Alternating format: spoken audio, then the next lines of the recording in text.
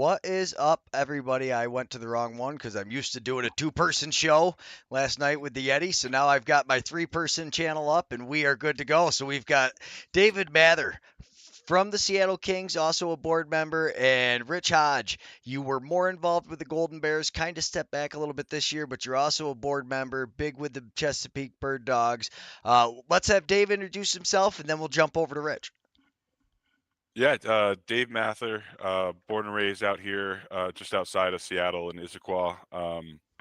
Helped start this team 4 years ago. This will be our fourth nationals trip, third with this league, obviously. But we're excited for the experience. It's been um, awesome to get involved with running stuff as my playing career is kind of wind down a bit. But um, yeah, love working with the league. Done a lot of work with the referees as the league coordinator.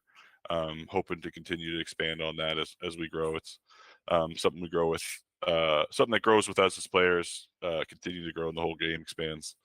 So a big chunk of this. Yeah, I got a little spoiled. I got to see you twice this year. You came out, at the tail end of last year there, and got to actually see you besides at the Nationals. So I'm getting a little extra Dave time. Hopefully, we'll get to see a little more with everything that's happening in Utica. And Rich Hodge. So I mean, you are involved with this, but you run Beltway lax and all kinds of other stuff. Just give us a quick rundown of how you even ended up here, because I love I do love this story. I mean, I know it takes a bit, but I mean, uh, years ago when Tony and I first started on the journey with the Golden Bears, Tony was the official GM owner of the team and got recruited to help him primarily kind of like as the number two, mostly social media and like different things associated with the Bears in our first year. Tony and I had a blast. We went off to that last and final IBLA tournament that was the disaster in Florida. From that event was kind of what led us to want to change and help the other teams around the country. The two of us wanted to help found what is now the NABLL. Tony works with Dave a lot on development. Dave is very humble. He does a ton with the officials.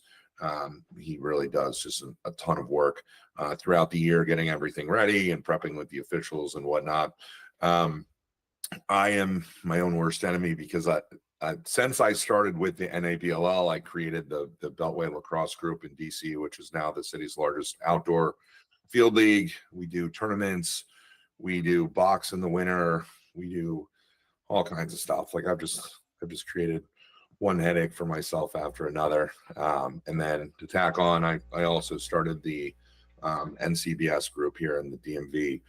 So I also help with the Potomac Gales, Chesapeake Bird Dogs, the DMV Grays, and the Bethesda Blues. So in the summertime, we run a college program.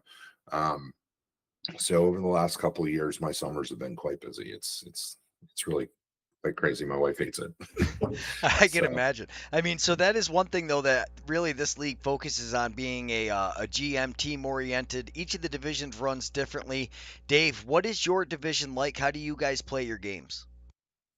For the most part, it's a home and home. We try to get together at least once a year, where all the teams meet in one location. This year was in Bremerton. It's fun just to get to see everyone. It's when we put our heads together and talk about our ideas for how we're going to help grow this, and we're really hoping to dive into the youth stuff next year and um, solidify these teams for a long time to come if we can start growing from within. Yeah, home and home. It's us. Uh, Everett was here before us. They're in the IBLA. The region started with two teams in Portland, the River Monsters. Um, Shoot, I'm blanking on one of the original names. And then they came together to be the Voodoo.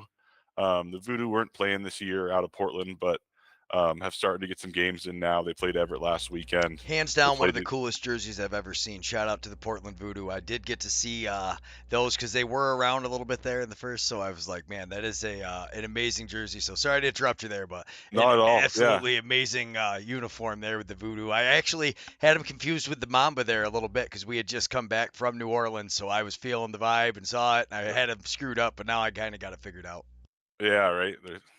What is there teams that have similar mascots in this league or something. Well, no, I just screwed it up with them being down in New Orleans. I assumed they're the Mambo though, yeah. so I'm not good at that. I'm just messing around, but the Very subtle, very I subtle. was just gonna say that there is supposedly, I think, 3 Kings teams, and every year we've gone, there's been different versions of it. So I think we are just settled on the Seattle Kings, the CC or Collar City Kings, and the Minneapolis Wheat Kings. And honestly, though, so when you look at it, you see the 2 of them right there. I moved my head the wrong way. So this is my little graphic I made with all the teams. We put them in the power ranking order, which is basically the the seeding from last year is my understanding of it. And just because the Nor'easters weren't there, that's why they are placed where they are at the bottom. yeah, it's been interesting. I mean, Collar City, we've played them every year of their existence. This will be our second game against Minneapolis. The first one, that's a full game, not a quick thing. It was 24 minutes of running time, something like that total. So we're excited to get a crack at it, see what happens with our full chance against Minneapolis. I think we match up real well. We've been very similar teams for a long time, even without the names. Yeah, whose idea was the just no going with the pool player? Was that something you guys all decided? Because I actually like it. At first, I didn't think I was going to, because I was like, this is kind of ridiculous if you just put all your powerhouses against each other, somebody gets an easy walk in. But like as you look through that schedule, one, there is no easy walk in, and two, everybody, because like I'm looking through and I'm like, ooh, these guys kind of no. Oh wait, maybe they didn't know, and it just I think it broke down pretty cool, and obviously me being the guy to get here, sit here and run it was fun. Yeah, we had spit the idea around previously, but at the time we were only talking about 2 play-in games, and having it move to 3, I think, put it a little beyond the point of randomness that we were concerned about. Plus having the We 12-minute game was just like it's tough. Nobody gets moving. Yeah, and it doesn't give us a real picture of it. I think one thing that last year taught us was how close this league is, and how there's a lot of good lacrosse being played across the country. But having 3 games, you get to see 1/3 of your potential opponents. And if you can't win a single one of those games, then you're out. That 2 people are going to be eliminated. These are going to matter. Going 1 and 2 might put you at risk, but then it's going to come down to the tiebreakers. So it's really control your own destiny. You came here to play lacrosse. You came here to play competitive lacrosse. Let's get to the point and play it. And like we said, it's 8 out of the 10 teams are making it in. All you got to do is get into one of those top 8 spots, and then you play the team in front of you. You got to win 3 games. It's simple. It's fair enough. We talked about it with the Champions League. They do a random draw. World Cup, it's a random draw. There's obviously seedings that we don't have because they have a lot more data than us, but it's good enough for them. It's good enough for us. Yeah, I liked it. So now, Rich, you guys do a completely different style where your entire division shares an arena. Is that correct? Yeah, so we're very, very lucky in the summertime. We have Columbia's ice rink. They de-ice the floor, and so Scott Joyner helps manage the facility.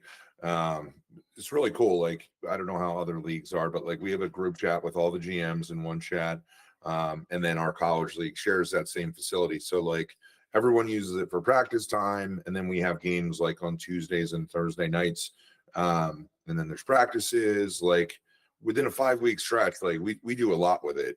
It's a concrete pad. Everybody watches each other play too, though, essentially, right? I mean, it kind of seems right, like yeah. you get there on a night, there's 4 teams, so you just kind of rotate who's playing who.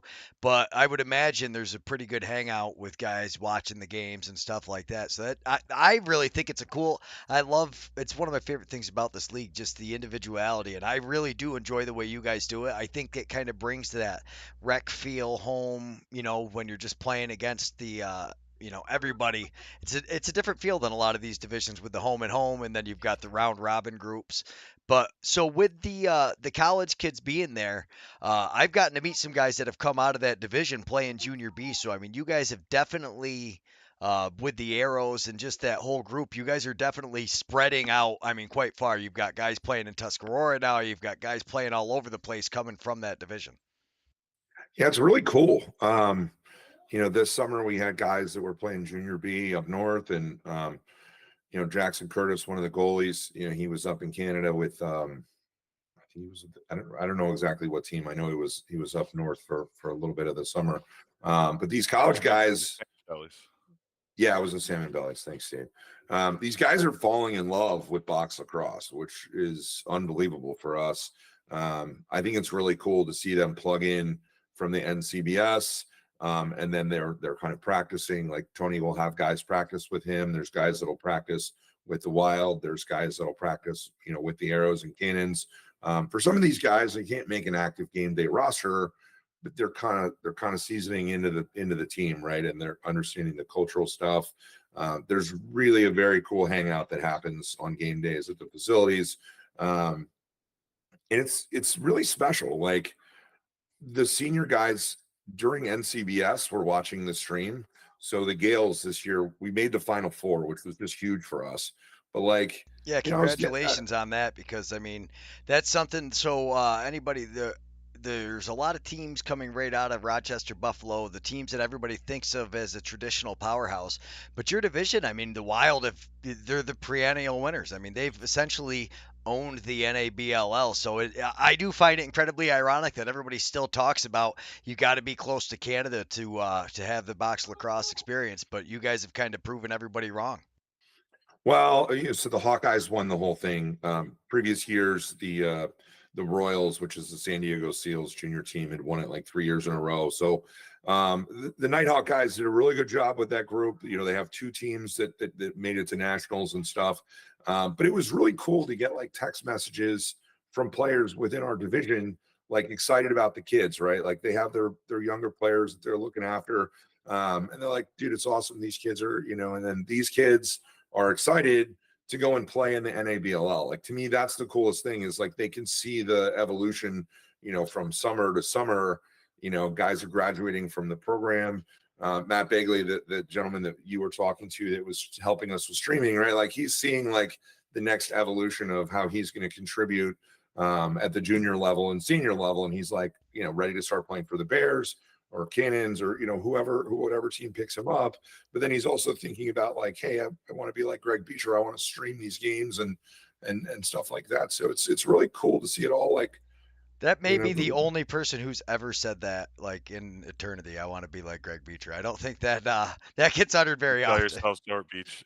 Beach, you are too humble, sir. Dave, I was telling him earlier today, like it's amazing all that he's accomplished in the last couple of years and how much he's disrupted the whole box media market, right? Like, Beach, you got to pat yourself on the back a little bit. You do a ton, and when you first started, you were pretty much kind of doing it for free as a volunteer. So, just to watch this whole first ever evolution is Collar awesome. City Kings game, holding my cell phone on a tripod because I didn't know they sold adapters that you could put your cell phone onto the tripod. So I literally was like holding it onto the tripod. Yeah, we were very green. Very first game ever, and honestly, it kind of just spiraled from there. But it's all it so much help from everybody, Paul, all of you guys at the board, all the GMs, because without that, the players, I'm just kind of sitting here talking to myself. So thank you, I do appreciate it. But without further ado, let's get into this schedule that got set up. I do have a screenshot of it that nobody's going to be able to read because it's so darn small, but I will just read it, and I figured I'll put it up there anyways just because it is. So all of Rink 1 games are scheduled on the NABLL game stream. This channel that we're running this on right now. So if you're on this channel, there's a playlist that's been set up that has all your Rink 1. We will add all the other games to it as well. I did just realize, Justin, they scheduled both games one, our Rink 1 and Rink 2 on your channel for the first 10. So we'll get that all taken care of and it'll go through there, no problem. But it'll be I'm super excited. I think the 4 quarters is huge. So Rink 1 is going to be the Spirits and Nor'easters. So I mean, right there we're jumping out to a banger of a game. That West Coast, or not West Coast, I'm sorry, that the East Coast team there, the New England region, that any team I think that comes out of there, you can expect good things. Have you played against any of those guys before, Dave? I mean, you've played all over. You've been in Can-Am. Yeah, I think we ended up playing the Northman at some point back in Ohio or something like that. But a lot of those guys from the Northeast has been around for as long as I can remember the IBLA existing. They feel like one of those original teams, and have been building to get back ever since. I mean, you've seen Maine be the perennial powerhouse, and Then you see a Paper lot of the City came in last year. That was pretty cool thing too with Paper City. So a first year team, unfortunately for them, they weren't able to do that again. I'm sure they would have liked to, but I thought it was really, I don't know. I like that one division. There's a lot of parity throughout the league. That division alone seems like the most parity though, because it's just, they've sent different teams all 3 years. Every year there's been a different champion come out of that. Yeah, we see a lot of the same teams come up, and it's just a snapshot of what the league is. But I think those who are paying attention see the growth. Reapers, Collar City. I'm really excited. So I'm excited that I'm going to be on this game first. You guys are going to have Charity and Jared over there with on rink 1, and I'm going to be running rink 2 with some helpers.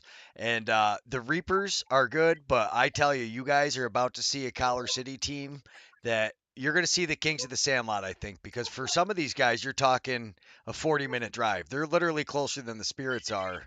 A lot of Yeah, these players. So yeah, kudos to Collar City. Hopefully they have.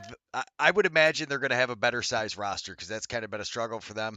The Reapers. So that's the other thing. I don't know if we're closer to Charlotte or not, the closer to Charlotte as far than as Utica than Ohio was or um Chicago.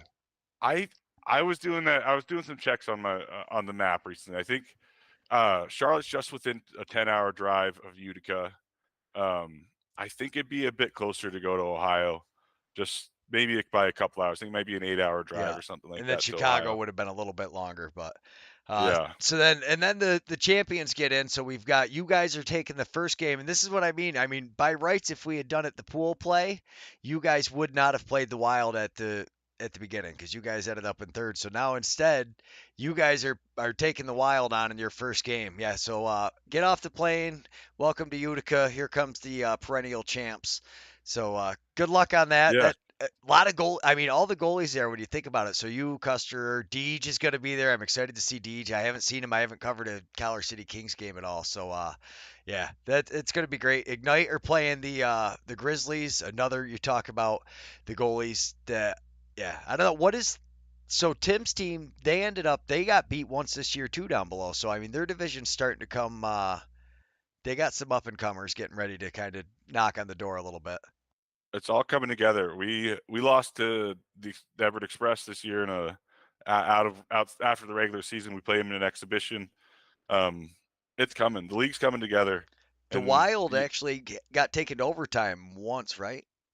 in the by the Golden Bears, right, Rich? Yeah, the Bears took them to OT.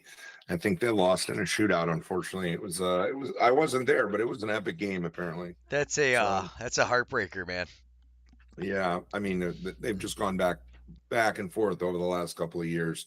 It's a heated rivalry. You know, I love both teams. I love all the players on both teams. So when we play, it's like they go at each other really hard. So this year when they got to OT, it was exciting. You know, the boys were a little disappointed that it didn't go their way, but I mean, it's just such a great game. I mean, like how many teams can say they took the Wild to OT in the last couple of years? So Nobody really. They perennially just kind of had their way with things. They've been moving along. So then after that, we've got the Scorpions and the Wheat Kings. So nice to see the Scorpions back again. And the Scorpions ended up. They had a guy that was playing in the NLL too, didn't they?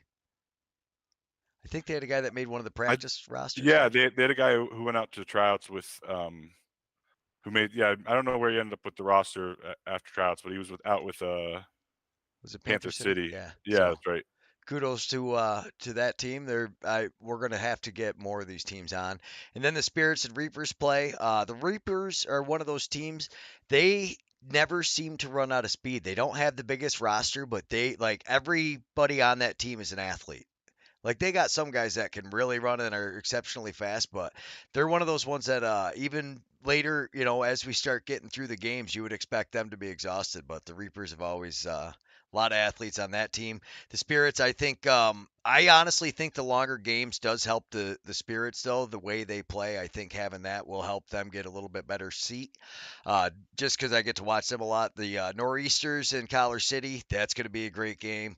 And then we've got what do we got? A couple more games for the night because we've got the Wild playing the Ignite at 7:40 on Rink 2, and then the last game on Rink 1 is going to be the Scorpions and Grizzlies, and on Rink 2 is going to be you playing the Kings. So you guys are getting some old rivalries right off the bat. You know Midbow is always one of the best trash talkers in the business when it comes to the social media game too. So credit to Midbow on that, and that'll be a tough game for you guys.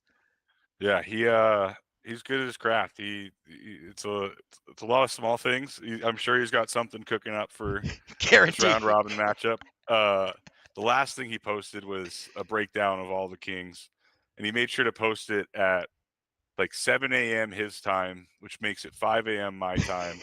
And there's about 3 hours of traction before I'm even awake to see it. He's a smart man. It helps when you have all the graphic design experience, and I mean, he just does cool stuff. Like it's hard. Yeah, no, they do good things. They're doing a lot of great things. I mean, guaranteed win night. I don't know about that one, but the rest of them I do love. They do the theme nights. They're getting a lot of traction there.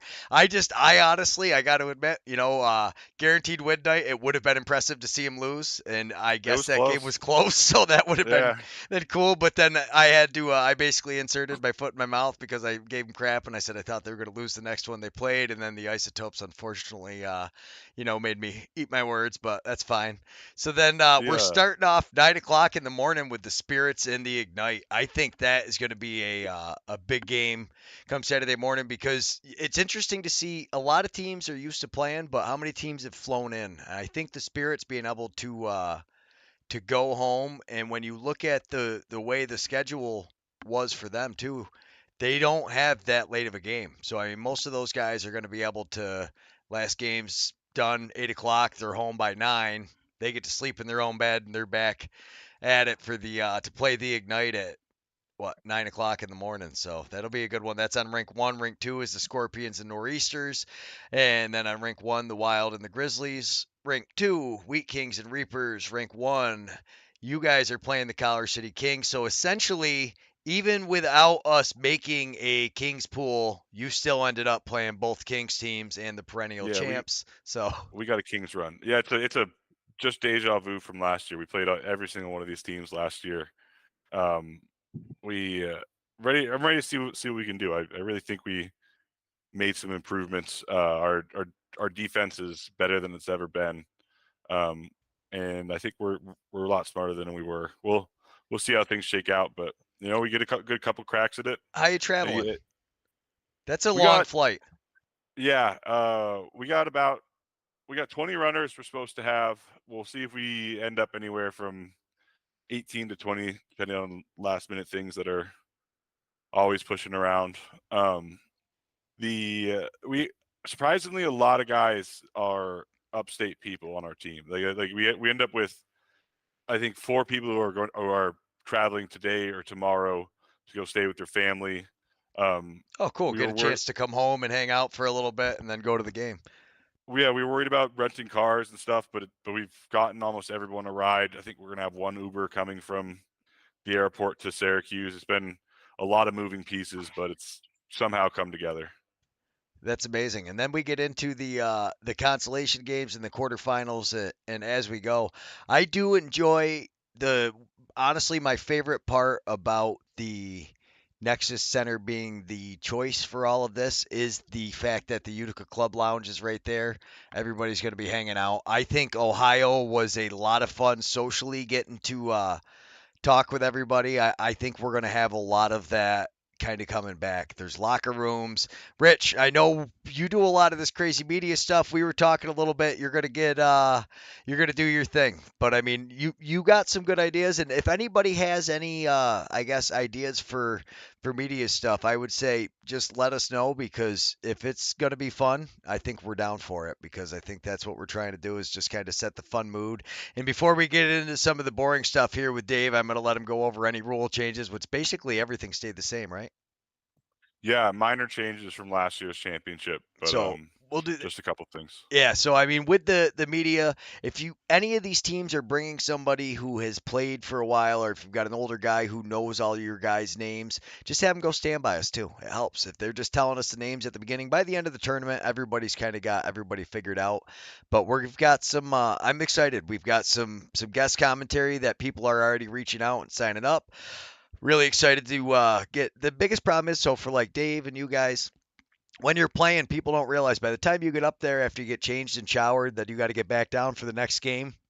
What do you got? 10, 15 minutes at best. So we do have Yeah, some wireless mics that will be clipping to people. So don't worry if you're all sweaty. I'll just clip it right to the front of your shirt. You won't be sweating all over my stuff. I can swap it in and out. We do have a wireless mic like that for each arena, so nobody has to worry about it. Come on up all sweaty. We love it. We will definitely throw you on the microphone unless you are well, they sent out the rules. No Look extremely. for the chicken riggy boards when you see the media boards. Those are our those will be where we're doing interviews, and we definitely, if you have ideas, like we want to include those ideas. It's what makes a league great.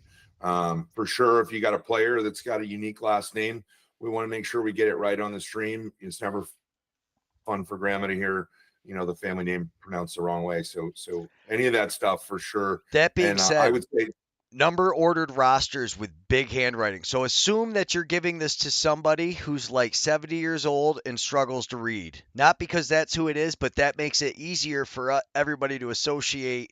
Like when you look down, if it's in numerical order and it's big enough that you can grab it quick, yeah, write a nickname down, pronunciations. But if you have paper copies of that, because everybody's like, oh, it's online. It's like, yeah. And we don't have a printer here that I have access to. So how many extra screens do you think I have kicking around that I can just bounce? It's fine. We don't need extra monitors for anything else other than looking up your roster. That's my favorite answer from the team. They're like, well, it's on the website.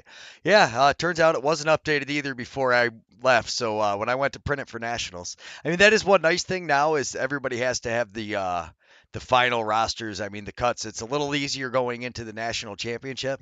But Dave, we've covered the media a little bit. Tell us what is the changes going this year. I mean, obviously, I think the biggest thing is the pooled play going from 12 minutes to the 4:10s. I think that was huge. I think that is. I think it's important because the two. That 12-minute playing game, I don't know, man. That if you got a team of speed demons that can just get out and get like 20 shots on real quick as the other team's kind of getting in stride. But I also don't play the games. You played. You've got a little bit different insight than us. yeah. The like you said, we wanted to get back to playing more set format, close as we can to our regular season format without running our players dry. It's going to take 6 games over 3 days to get to to win a national championship or to lose one. So it's 10-minute running time quarters throughout the championship.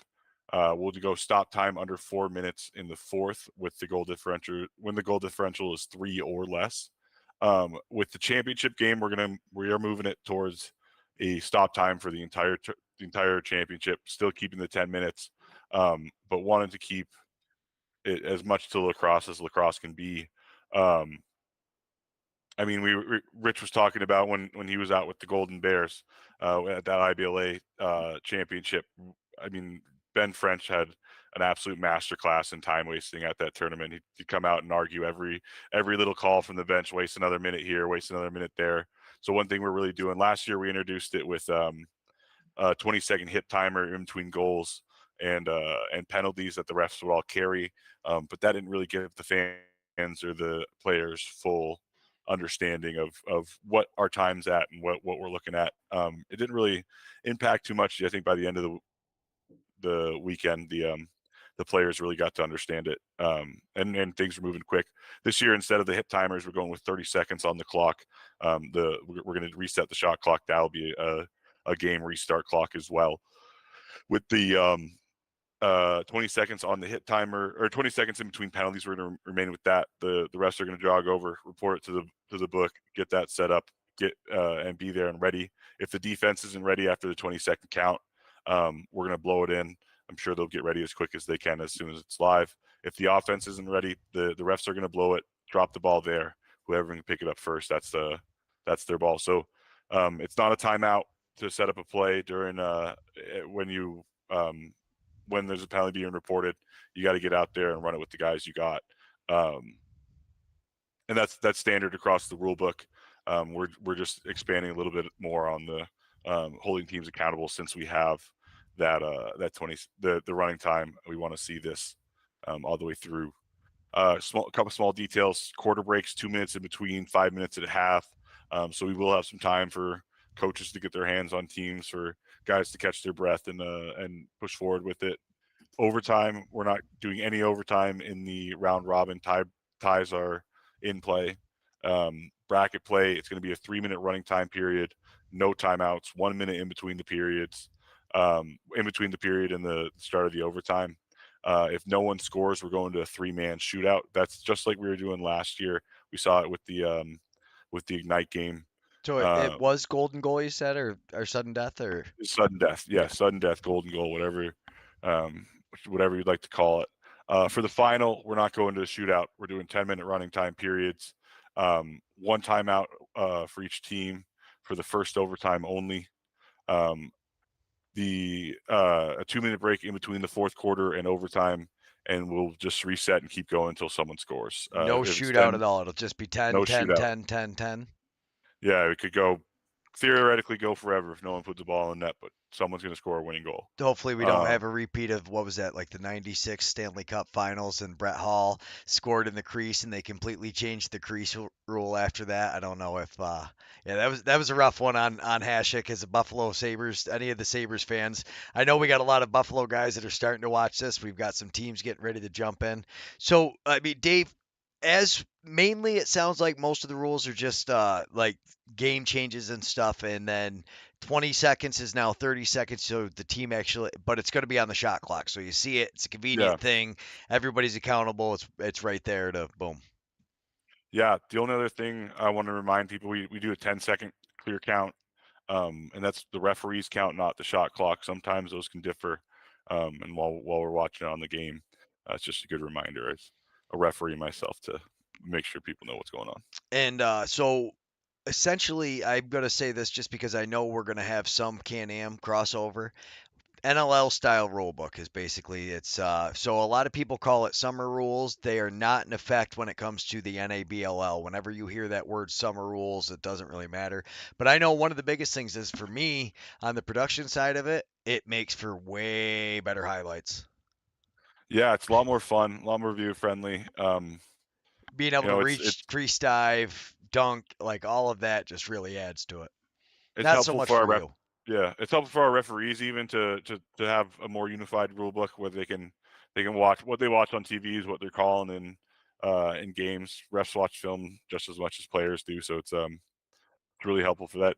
Besides that, yeah, NLL rule book. There's we have a rules modifications on the website. No, nothing too crazy. Like I said, the 10-second count, little bit more of an expanded roster, 20 runners instead of 17. Yeah, mostly just rules changes because we're not all pro athletes.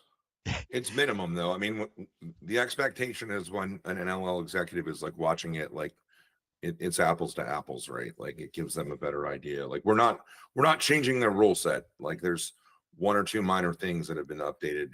It's not we're using their rules. Like Well, that's yeah, a big deal. I have a lot of guys that we became friends with through Albany, and that's one nice thing is when we do a Utica game or a Spirits game, the rules translate. I do a Can-Am game, and I can almost hear the guys in the comments are like, "Why isn't that 10 seconds? Why is there no over and back? Oh wait, now there's an over and back because there's a man down.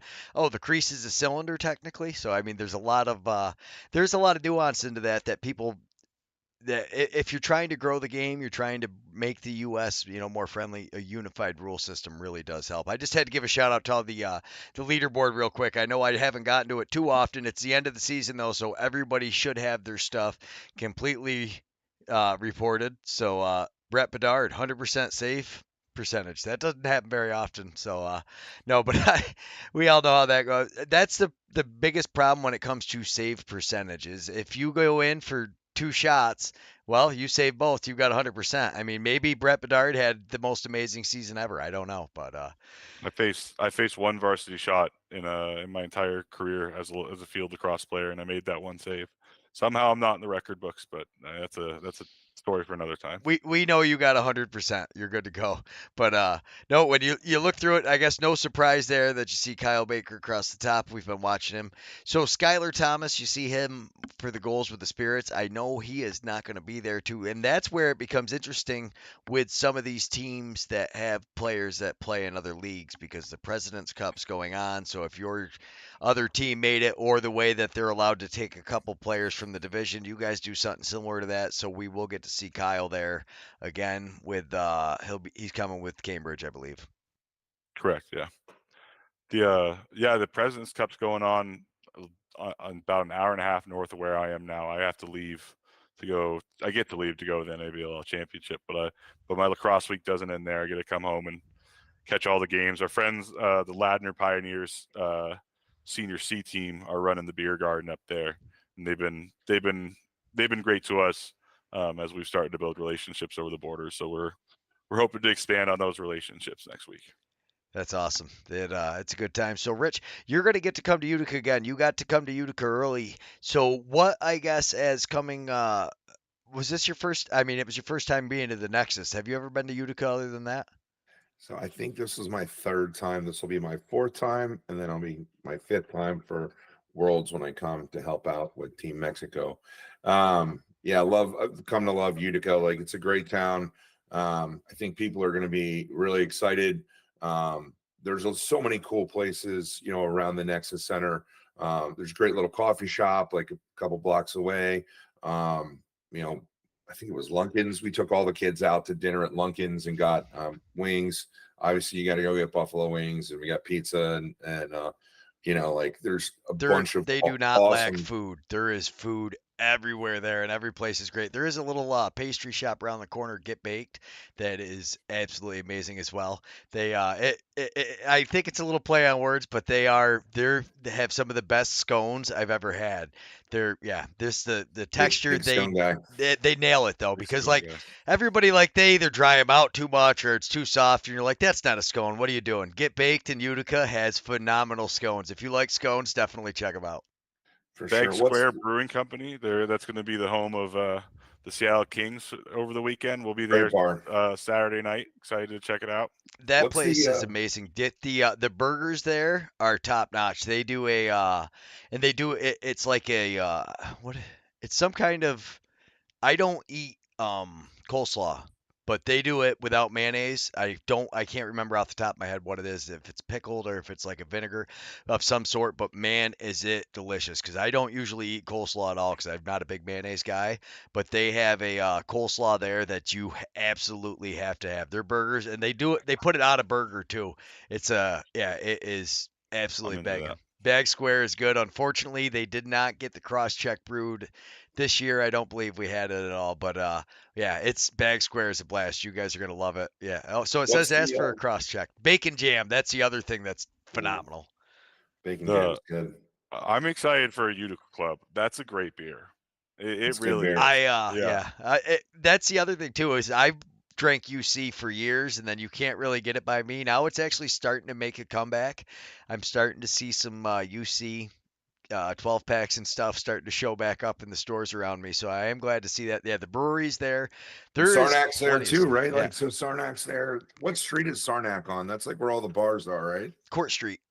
Port Street. Yeah, Or there's no, like Barrack Street, Court Street. So Court Street, Saranac is actually Utica Club. So it used to be called Matt's and Schlitz, and it's changed a bunch of times.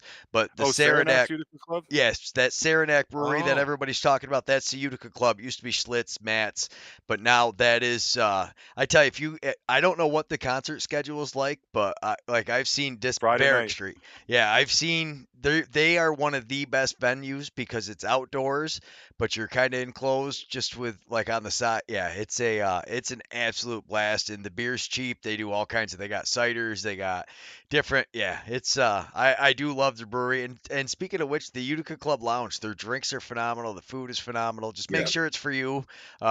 Last year we thought, somebody delivered us food. Turned out it wasn't supposed to be for us. They didn't understand.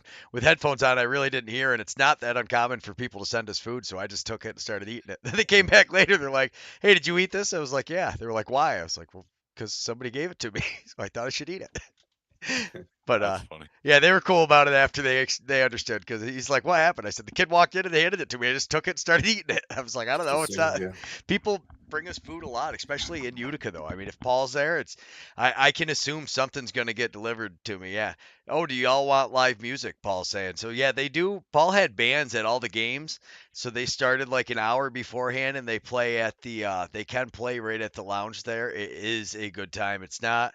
They don't really have a stage set up. It's like right on the what would be, I guess, a dance floor if you really wanted to get carried away. But it's nice because it's in the bar, just a little way. Actually, I have an Instagram post somewhere if anybody wants to check it out. We have Hayden McMonigal playing, and I think I tried to get one from every band from live when we were there. But yeah, I tell you, the Yeti doing the home and home, it was very much like going to like a Firewolves game. I mean, obviously not quite the Bandits. That's a very, very unique atmosphere if you've ever been to Buffalo. Uh, yeah, it's different. I'm sure, Dave, you've probably been to a Bandits game at some point in your life. No, I never made it out Are actually. you serious? Even the whole Yeah. time you were in Onondaga, you never drove? No, I had great lacrosse right in my backyard. That's true. So why go out there? Rich, have you ever been to a Bandits game? I haven't. It's definitely Oh want to my go. I mean, goodness. it's unreal. 20,000 people. It's yeah, they're in the thing they have is they have 30 years of building it together. So every fan knows everything. Like they all turn and high five each other after a goal. They all know the chants. They start doing them together. They don't need anybody on the PA system at all. The fans literally start everything. It's a unique experience. I can say from a I've been to a lot of sporting events, NHL, NFL, all over MLB. I don't know if I've ever seen anybody do a better job of putting on a performance than the Buffalo Bandits. I've got a couple of friends that are like that live in Buffalo that are not lacrosse people that are season ticket holders. I've always been like That's super impressed. Like they got into lacrosse because of the Bandits. And they go and they'll have jerseys and like they do the orange out. Like it's definitely like they know how to throw a party. It's a good time. Yeah, anybody looking to be a GM, if you really want to follow the best example. But it's like anything else. I don't think anything replaces time doing it. And that being said, we're in year 3 into the championship.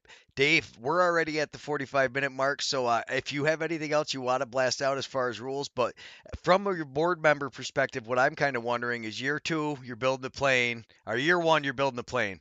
Year 2, it was more like, okay, let's take a breath. Now, how can we really try to improve things?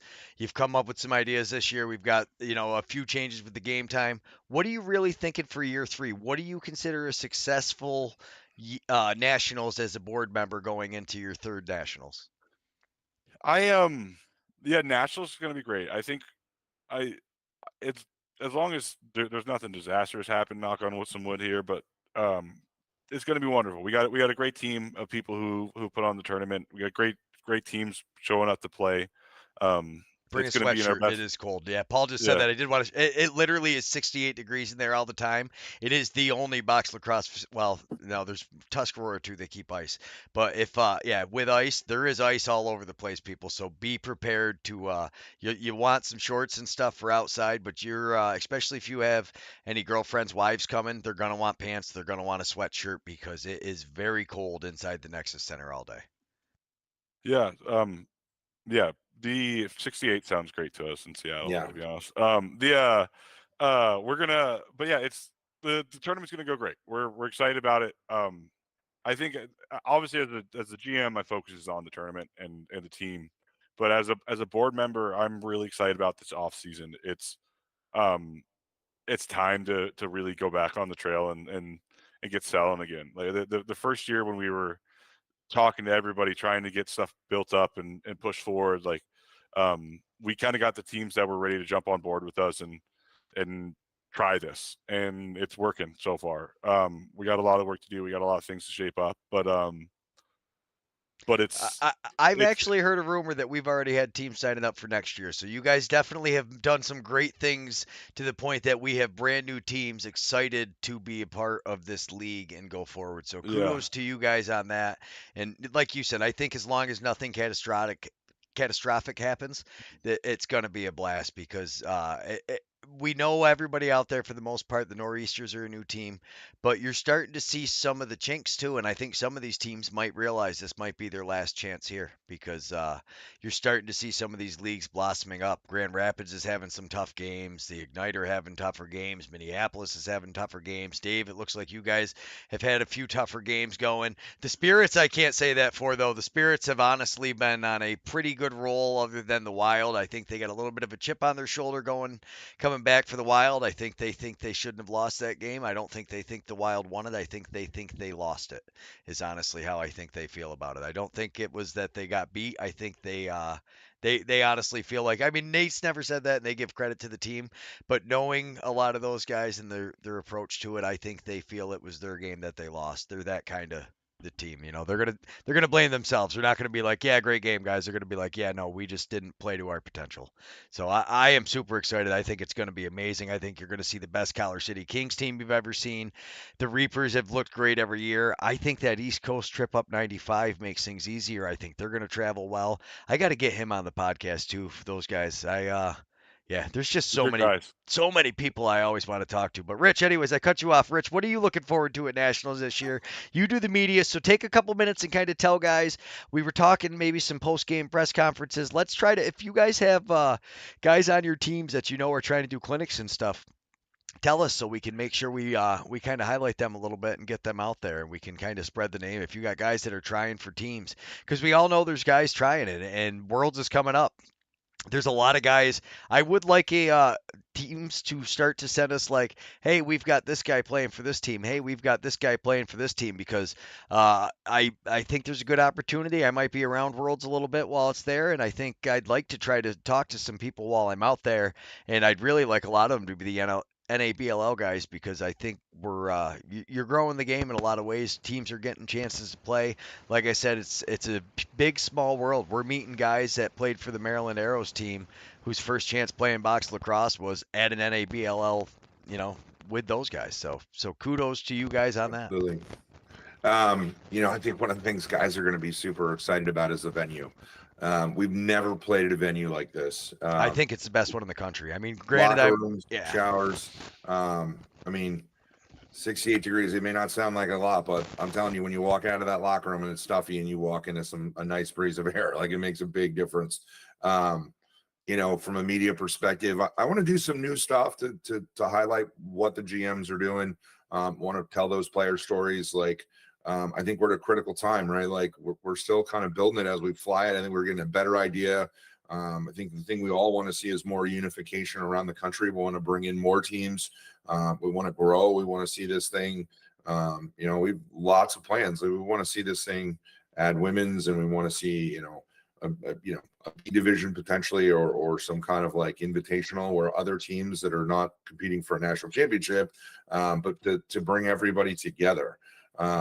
This year, because of Team Mexico, I got to travel a lot, right? And so I got to go to Colorado and being around all those Colorado teams and meeting the guys out of the Colorado Indoor League and seeing what they're doing and like what we're doing, and then being part of the NCBS. Like, I really feel like it's a critical time in box lacrosse. I see like a lot of movement. And I think Dave and I would say, like, we're very excited to be able to bring those folks into the fold. I think one thing though is I think that 51% going back into the league, you guys making sure that you're getting somebody like me there every year, getting it recorded. I get the highlights pumped out, you're showcasing. I think that is what sets this league apart from a lot of the other leagues also. I mean, I think you are right. This is a huge year. I think you could do a lot of things, but yeah, continued growth into that. And I think really prioritizing getting all of that stuff done is going to bring all the teams in for nationals. And we go ahead, Dave. Bringing you out is part of the budget before the 51% even. That like this is our day-to-day stuff. We're the 51% we've been building. There's been stuff we've spent it on, like our partnership with the NLL, with referee training. We did some virtual training, virtual observers for referees this summer. Um, that sort of stuff is where we start to see the 51%. It's reinvesting in the league. It's reinvesting in growth. This is we obviously you've helped a lot with our growth. You've been one of our biggest advocates. Period. But We take um, that responsibility very seriously. Like when we sit yeah, down and we talk through, right? Like we could blow that money on a lot of different things, right? And like we will have conversations where we're like, how does this benefit all the teams, not just the teams at the top, not just the team like this 51%, like how do we maximize the value of this? And I think that's one of the things that I think is really impressive when we meet as founders, board members, the thoughtfulness that goes into that, right? Like it's not like, oh, just go blow it on this over here, right? It's we want to make sure that all of our members around the country are benefiting from this. And Kyle and Tony and Dave doing the development, they work all year long on this stuff. Like, one of the biggest things we heard from feedback from nationals last year was like, we need to get the officials right. We need to, improve on the officiating. Like Dave's worked really, really hard all year to do that stuff. And And I I think thought there was a huge jump from year one to year two there with was, the there consistency was. and the just the level of more the nuance, knowing when to make the calls, when not to make the calls, when to kind of swallow the whistle. I thought last year going into it, yeah, no, I think you But guys yeah, nailed that. just listening to Dave earlier, right? He's thinking about how quickly to break timeouts, how to do penalty. Like that's the kind of stuff that team is putting into the planning and production of the event. So, it's year three. Like it's one of those like because we get that question all the time. It's like, what are you guys doing? How are you doing it? Like, so we take great pride in how we're building this organically. I think we've done a really good job. We're always open to constructive criticism. We want to make it better. We want to make it better for all the general managers. Their voice is incredibly important to us as we build and plan. We're a players driven league. Like we've always said, like it's for the players, and our goal is to make it the best that it can be. So I'm very excited. I think this experience in year three is going to be a game changer.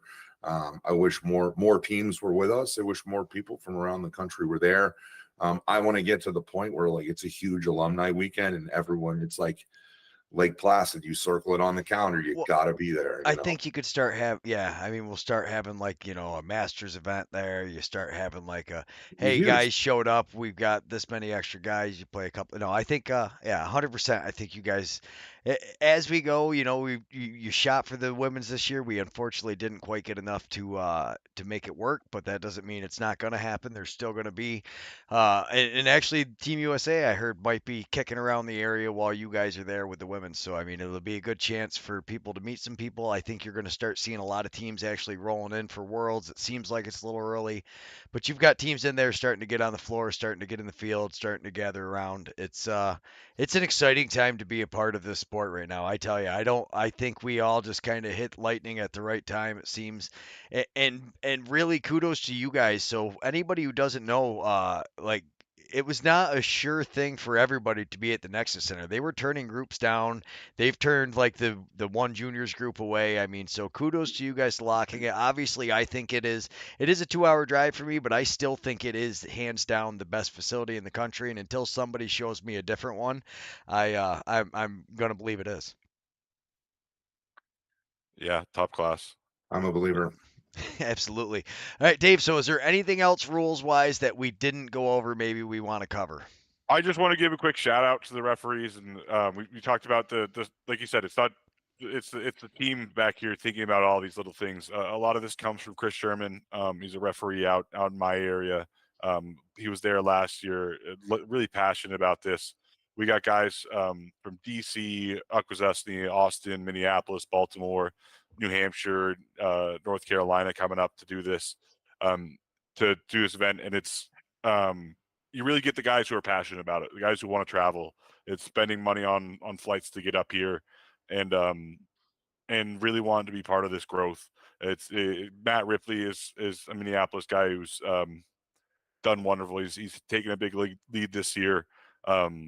but has done awesome for training these guys out in Minnesota.